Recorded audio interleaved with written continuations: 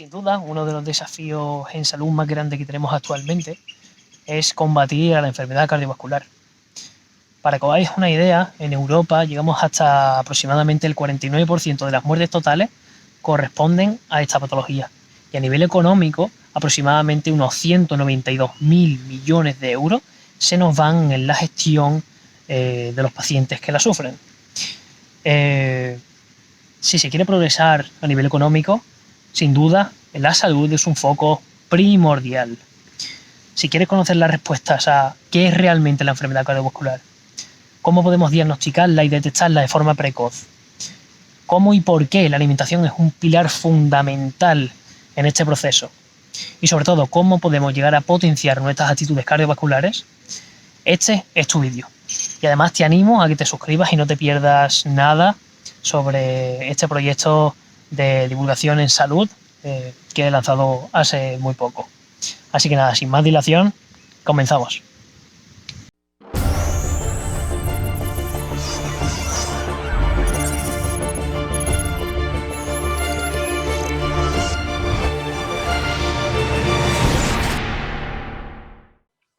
Bien, pues vamos allá. ¿Qué es realmente la enfermedad cardiovascular? La enfermedad cardiovascular es una de las alteraciones en salud más frecuentes y mortales del planeta, como decíamos antes. Involucra alteraciones funcionales y estructurales, tanto en el corazón como en los vasos sanguíneos, ¿vale?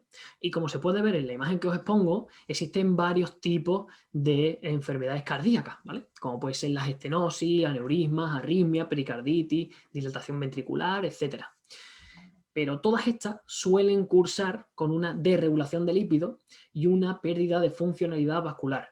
Incluso en el peor de los casos puede llegar a provocar obstrucciones totales o parciales, ¿vale? Podéis fijaros en la imagen de la izquierda, en las que se compromete, por ejemplo, la llegada de oxígeno o de otros componentes fundamentales a las células, comprometiendo su salud, su estado de normalidad o la homeostasis tisular, es decir, que todo esté en equilibrio. Bien, además cuando hablamos de la enfermedad cardiovascular, la Federación Mundial del Corazón nos recuerda que 17,8 millones de enfermos fallecen a causa de esta patología, lo que supone el 31% total de las muertes en el mundo. Estamos hablando de un tercio de las muertes en el mundo corresponden a enfermedad cardiovascular, inclusive superando al cáncer. Son datos abrumadores. Por lo cual, el hecho de tener claro cuáles son los factores que crean un ambiente idílico tanto para la génesis como para la progresión de esta condición, nos ayuda a comprender y nos ayuda a generar protocolos de intervención útiles y sobre todo efectivos, ¿vale? Como vemos en la diapositiva, vemos que hay dos tipos de factores de riesgo que se dividen en variables e invariables. Y me preguntaréis, ¿qué quiere decir esto? Bien, simple. Bueno, los invariables simplemente es que hay cosas que no podemos cambiar, como puede ser la edad del individuo, el sexo o la genética, ¿vale? Pero también hay que recordar que estos factores invariables suponen un porcentaje muy pequeño dentro de lo que de verdad importa, que son los factores variables o los factores en los que podemos intervenir, ¿vale? Hablamos, en este caso, del tabaquismo, del sedentarismo, de la presión arterial alta, del sobrepeso, obesidad, de la dislipemia, de la diabetes. Y ojo, porque cuando nos vemos algunos de los trabajos más amplios y con mejor metodología del campo científico, nos dicen que acumular factores de los que hemos hablado antes multiplica la probabilidad de padecer una enfermedad cardiovascular. Por lo cual, la mejor intervención será la que incluya una mejora de todos y cada uno de estos factores que en el caso del individuo estén sobreexpresados o estén propiciando el campo perfecto para que se genere sintomatología o para que haya un deterioro vascular o para que haya un deterioro cardíaco, ¿vale? O sea, la mejor intervención será la que nos aleje de estos factores. Bien, pues entonces, ahora que sabemos un poquillo más o menos qué es lo que es, vamos a ver cuál es la forma de detectarla de forma precoz, ¿vale? Como siempre digo, la mejor medicina es la que no se aplica. El mejor pronóstico siempre se encuentra en la prevención y anticiparse a los sucesos magnifica la probabilidad de éxito. Por ello, yo baso particularmente mi trabajo en ver las cosas que pueden pasar dentro de muchos años, empezar a ver las desregulaciones patológicas desde muchos años antes, ¿vale? Para ello hay diferentes moléculas que pueden actuar como marcadores fiables e inclusive interesantes para trabajar previamente y no llegar a este punto de sintomatología adversa, de infarto, de arritmia, etc., ¿vale? Los que yo os propongo son, aunque no entremos a explicar por qué de cada uno de ellos, ¿vale? Son la vitamina D, el magnesio, en vitamina D, o sea, todos los cardiomiocitos, las células del corazón, tienen receptor de esta vitamina. El magnesio es el mineral encargado de la relajación muscular. Fijaros si es importante. Que este magnesio se puede medir bien intraeritrocitario, que es una prueba que no suelen incluir los servicios de sanidad pública aquí en España, pero quizás si tenemos el calcio y el magnesio en suero, que eso sí podemos pedirlo, podemos hacer un ratio magnesio entre calcio que nos pueden dar unos números bastante más cercanos, digamos, a lo que viene siendo las cantidades apropiadas en tejido, ¿vale? Otro parámetro interesante es ver el ratio omega 3, omega 6 para ver la inflamación o ver cómo está, digamos, ese perfil de ácidos grasos o ver si hay demasiado ácido araquidónico y que pueda generar, digamos, un estado de inflamación vascular, ¿vale? También es importante medir el perfil lipídico y aquí siempre se mide LDL, HDL, en fin, lipoproteínas que transportan el colesterol del hígado a la sangre, de la sangre al hígado, pero aparte de lo que siempre se mide, que es colesterol, triglicéridos, lipoproteínas de baja densidad y de alta densidad, yo recomiendo que también se mida la LDL oxidada, es decir, los transportadores de colesterol de baja densidad que estén oxidados, la LDLP, que es las partículas de lipoproteínas de baja densidad, que significa que si son más grandes son menos peligrosas y menos aterogénicas. Aterogénicas significa que son generadoras de la placa ateroma que bloquea ese vaso sanguíneo. Si vemos que tenemos unas partículas LDL pequeñas y oxidadas, son mucho más peligrosas que si las tenemos grandes y no oxidadas, ¿vale? Y también el ratio de apolipoproteína B entre el ratio de apolipoproteína A1, que son las proteínas que están en las lipoproteínas de baja densidad y de alta densidad, ¿vale? Después, otro marcador interesante es la proteína C reactiva. Es un marcador de inflamación endotelial, ¿vale? Y es bastante interesante. El fibrinógeno, precursor de fibrina, formadora de coágulos, ¿vale? Importante también medirlo. Y sobre todo la homocisteína. Y si la persona es vegetariana o vegana, especialmente interesante medir la B12 y la B9, ¿vale? Además, haría una extensa historia dietética para ver si existe una ingesta periódica o elevada de alimentos ultraprocesados, ¿vale? Es importante. Además de estos marcadores, podemos estar pendientes también de otra cosa que no nos supone un gasto económico, que no nos supone ir al médico, ¿vale? Que es, uno, las anginas, el dolor de pecho, ya sea haciendo una actividad habitual o ya sea haciendo algo de deporte. Siempre que hay un dolor en el pecho hay que ir al médico, hay que ir al centro de salud a que nos parametricen y nos analicen a ver si está pasando algo, ¿vale? Sobre todo también arritmias, ¿vale? Elevación de pulsaciones o incluso disminución de pulsaciones que nos hagan sentirnos un poco extraños y que no tengan sentido en relación a las actividades que estamos haciendo, también puede ser una buena señal para empezar unos análisis en este sentido, ¿vale? Y también el hecho de asfixiarnos o ahogarnos en actividades muy leves, como puede ser caminar 10 minutos, subir las escaleras. Al final esto nos va a dar mucha información de que no está llegando de forma óptima el oxígeno a nuestras células, ¿vale? Importante también esto. Y por último, otras mediciones que se pueden hacer son las que nos dicen la funcionalidad del organismo. ¿Y cuáles son estas? Es importante, a los atletas de alto rendimiento se les hace unas pruebas que se llaman pruebas de esfuerzo para medir diferentes parámetros. Uno de ellos es el volumen de oxígeno máximo que inspiran, ¿vale? Esto está muy relacionado con la cantidad de oxígeno que pueden transportar, o sea, es mucho más complejo, pero la cantidad de oxígeno que absorbas es la que potencialmente va a llegar a tu célula. Por lo cual se ha visto que si en mujeres se baja de los 35,1 mililitros kilo minuto de VO2 max y si en hombres se baja de 44,2 mililitros kilogramos minuto de VO2 max, tienes de entre 5 a 8 veces más probabilidad de sufrir enfermedad cardiovascular. Por eso es muy importante hacer también un monitoreo del VO2 max de cada una de estas personas que necesiten, digamos, monitorear su riesgo cardiovascular porque ya han pasado un evento o porque tengan bastantes acumulados algún que otro factor de riesgo, etcétera, ¿vale? Otras medicinas también muy interesantes y sobre todo accesibles, que la persona haga 40 flexiones. El hecho de hacer 40 flexiones nos genera hasta un 96% menos de riesgo cardiovascular. O sea, eso es una barbaridad. Por lo cual, si ahora mismo no te levantas y no puedes hacer 40 flexiones, significa que, bueno, quizás no estás en tu estado más óptimo a nivel cardiovascular, pero que tienes un rango de mejora y puedes ponerte a ello ya que ahora tienes la información, ¿vale? Y sobre todo también hay otras mediciones como la prueba de diagnóstico. Las pruebas de diagnóstico, pruebas de imagen, electrocardiograma y otras técnicas que se utilizan en los centros médicos, ¿vale? Bien, ahora que sabemos algunos detalles para cómo detectar previamente la enfermedad cardiovascular, yo me pregunto, ¿cómo y por qué la alimentación puede ayudar en la prevención y sobre todo en el tratamiento?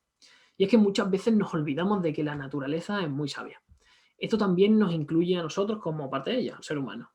Y cuando a un organismo se le aporta lo que necesita, tiene una gran capacidad de regeneración y de reparación tisular o de tejidos, para que se entienda. Cuando aplicamos estrategias interesantes a nivel de alimentación, mejoramos el metabolismo del individuo, aportamos compuestos vasodilatadores que previenen o ayudan al ensanchamiento venoso, conseguimos disminuir la cantidad de partículas LDL oxidadas, o lo más conocido como colesterol malo y enzimas oxidados.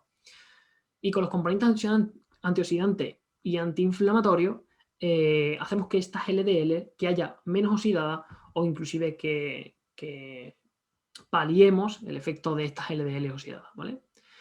Y también inclusive podemos mejorar la resistencia a la insulina y muchas más cosas. Y ahora os preguntaré, ¿qué tipo de alimentación consigue todo esto? Bien, vamos a verla. Para ello he querido buscar una revisión a nivel científico de un grupo de investigación español, en concreto de la Universidad de Barcelona, ¿vale? Y ellos nos dicen, recogiendo toda la evidencia que hay al respecto en esta temática, que la efectividad de una dieta basada en plantas para la mejora y la prevención de la enfermedad cardiovascular es algo que está muy reflejado en toda la documentación científica. Además, nos explican que todos los mecanismos, como veis aquí en la foto, todos los mecanismos por los cuales se produce esta mejora de la disminución del riesgo cardiovascular, inclusive la mejora cuando ya se ha sufrido algún evento. Pero, ¿qué es una dieta basada en plantas? Os lo voy a contar así ligeramente, aunque esto es bastante largo, pero es un estilo de alimentación donde casi todo lo que se ingiere es de origen vegetal. En algunas configuraciones puede llegar al 100% y en otras puede incluir algo de origen animal, pero ambas, mínimo un 80% de lo que se come es procedente de las plantas. Hablamos de frutas, verduras, cereales integrales, especias, frutos secos y legumbres. Este estilo de alimentación tiene un factor protector y tiene un factor inclusive terapéutico para las personas que ya hayan sufrido algún tipo de sintomatología cardiovascular, ¿vale? Y bien, llegando al final de este vídeo, ¿qué podemos hacer para potenciar nuestras capacidades cardiovasculares? Y aunque hoy no vamos a adentrarnos en cada uno de estos aspectos que vamos a comentar ahora, me gustaría de una forma visual exponerlos para que sepáis y tengáis claro la base de una intervención efectiva para contrarrestar esta patología, ¿vale? Hablamos de ejercicio físico, ¿vale? Hablamos de mejora progresiva alimentaria, muy importante. Hablamos de recomposición corporal. Hablamos de optimización del sueño. Ya os digo, en otras ocasiones nos meteremos mucho más a hablar de esto. Hablamos de mejora emocional y gestión del estrés. Todo esto que estamos hablando puede participar positivamente y negativamente en el rol de que lo sepamos implementar bien en nuestra rutina diaria o no. También, muy importante, para la salud cardiovascular, optimizar la salud intestinal. Al final estamos diciendo que tenemos que hacer una mejora de la alimentación, pero nos tenemos que cerciorar que todo se digiera correctamente y que todo se absorba correctamente, ¿vale? Como veis, es un abordaje multidisciplinar, donde lo ideal sería trabajar con varios profesionales de la salud especializados en cada uno de los campos. Sin duda, creo que es el futuro de la atención sanitaria, que no solamente te trate un médico generalista, por ejemplo, sino que pases por una serie de profesionales que te vayan dando su punto de vista en relación a lo que te pase. Así, obviamente, resolveremos estas afecciones mucho más pronto y, sobre todo, evitaremos recidivas y vueltas al hospital o al centro sanitario con la misma sintomatología, ¿vale? Si quieres, ya os tengo comentado dos cositas. Si quieres asegurarte como paciente o como persona que se plantea que puede estar afectada por alguno de los factores de riesgo. Si quieres asegurarte como paciente de que de que tengas éxito en la mejora cardiovascular, mi consejo es que trabajes con profesionales implicados, ¿vale? Y sobre todo que aproveches estos profesionales implicados y hagas un cambio en tu estilo de vida por ti y por los que te rodean. Y si eres un profesional de la salud y estás viendo este vídeo, para asegurarte la mejora del paciente, no te quedes para nada haciendo intervenciones dentro de un ámbito. Trata de que la mejora sea multifactorial, al igual que es la génesis de la enfermedad, que se provoca por muchísimas cosas que se han ido acumulando a lo largo del tiempo, muchísimos desajustes o muchísimas agresiones que se han ido acumulando a lo largo de los años. Ahora hay que hacer un abordaje mucho más amplio y no podemos solamente quedarnos en la alimentación, no podemos solamente quedarnos en el ejercicio físico, no solamente podemos quedarnos en la gestión del estrés, tenemos que ir a por todas, porque estamos combatiendo algo que se genera de forma multifactorial, entonces para abordarlo tenemos que ser lo más multifactoriales posible, ¿vale? Y bien, espero que con este vídeo haya quedado un poco más claro qué es la enfermedad vascular, qué es lo que pasa en el cuerpo, cómo podemos detectarla previamente y qué podemos hacer para mejorar el pronóstico de los pacientes implicados, de los pacientes o de los individuos implicados, ¿vale? Antes de acabar, me gustaría animarte a que te suscribas al canal, obviamente, a que en los comentarios me contases si tienes alguna experiencia al respecto de alguna persona, de algún cercano. También me gustaría que me comentaras si te gustaría que profundizase un poco más en la fisiología o la fisiopatología de estas situaciones, en concreto, qué le pasa al cardiomiocito cuando hay algún evento de este tipo, cuando hay un infarto, cuando hay una estenosis, qué le pasa al endotelio, qué le pasa al vaso sanguíneo. Me gustaría que me comentaras, oye, mira, ¿puedes profundizar un poco más en este tema que a mí me interesa? Y así yo me hago un poco la idea cuál es el nivel para seguir creando este tipo de vídeos. Y también me gustaría, por último, ya para terminar, que le enviases este vídeo a todas las personas que creas que necesitan hacer este tipo de intervenciones, que necesitan un cambio de estilo de vida. Sobre todo, no porque tengan ninguna sintomatología, o sí, sino para estar mejor en un futuro, para hacer prevención utilizando primero la información más verídica, ¿vale? Muchas veces, como siempre digo, las personas no actúan mal porque quieran o no actúan de forma no óptima porque quieran, sino también un poco por desconocimiento y porque realmente no tenemos una educación en salud desde pequeños, ¿no? Entonces, me gustaría que participases en su bienestar, en las personas que te importan, y si crees que hay alguna persona que le puede beneficiar este vídeo, que se lo pases. Que se lo pases y que realmente este vídeo pueda ayudar a hacer clic en la mentalidad de estas personas. Así que me despido ya aquí. Nos vemos en la próxima. Os doy las gracias por haber llegado hasta aquí. Para mí es un placer seguir con este proyecto divulgativo. Y nada, quedo pendiente de todos vuestros comentarios y nos vemos en la próxima.